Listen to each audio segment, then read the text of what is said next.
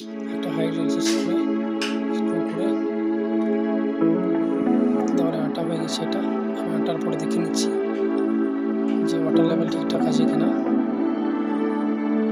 Same দেখতেই পাচ্ছ দুটোই আটা হয়ে গেছে দেওয়ালে রাখার দুটো।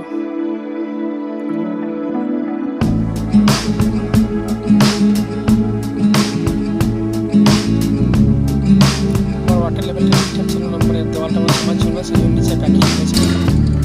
কারণ যদি দেওয়াল খুব সমান থাকে কিন্তু ওয়াটার লেভেল নাও লাগতে পারে। দুটোতে আমার প্যাকিং হয়েছে নিচে থেকে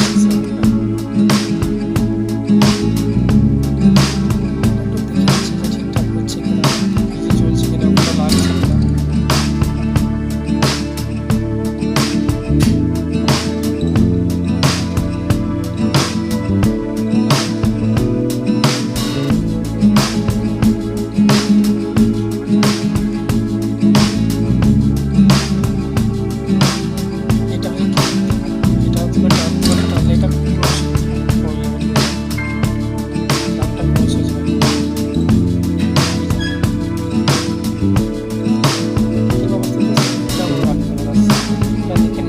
ওয়াটার লেভেল চেক করে নিতে হবে দুটো এরকম করে।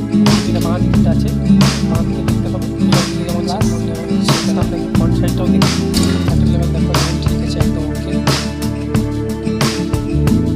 এটা বাঁ দিকটা আছে, বাঁ দিকে দেখছি এখন বাঁ দিকটা, তারপর সামনে দেওয়াল সেদিকেই ওয়াটার লেভেল।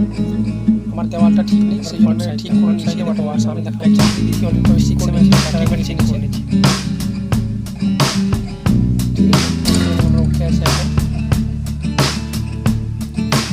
ঠিক সেরকম হাইটে লাগবে একটা দরকার। ওর মধ্যে বাইরে বাইরে আমার সব আছে ডাইনিং হিসাবে ব্যবহার করবো, সেই জন্য আমার এটা হাইট রাখা হয় মোটামুটি ওই 30 ইঞ্চি গ্যাপ আছে। আমার টেবিল বানিয়েছি, আমার 3 ফুটের ক্লাম আছে। এটা আমার টপটা চাপানো 4 ইঞ্চি একটা রড মতো 40 ইঞ্চি আমি চাপিয়ে দুদিকে টপটা ছেড়ে দিলাম। মেজারমেন্টটা করে নেওয়া হচ্ছে।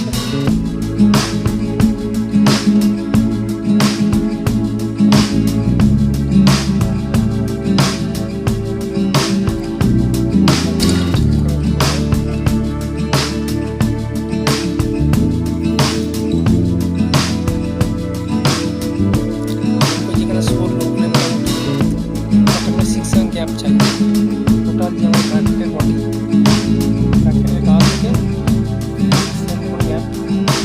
আমি এটা অন্য কাজও করেছি সেই জন্য 6 ইঞ্চি একটা দেখেছি।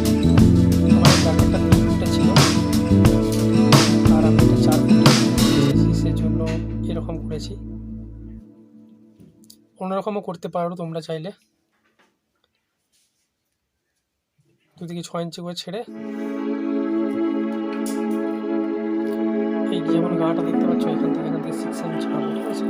দুটো 6 এম টিউব নিয়ে নিয়েছি, এই দেখো 6 এম টিউব ঢুকালাম, ঢেলে দিলাম। সেই এদিকেও সেম, ঠিক আছে। এই দেখো দেখে নাও 6 এম গ্যাপ হয়ে গেছে, ওখান থেকে 6 এম লাইন করা আছে এদিক থেকে।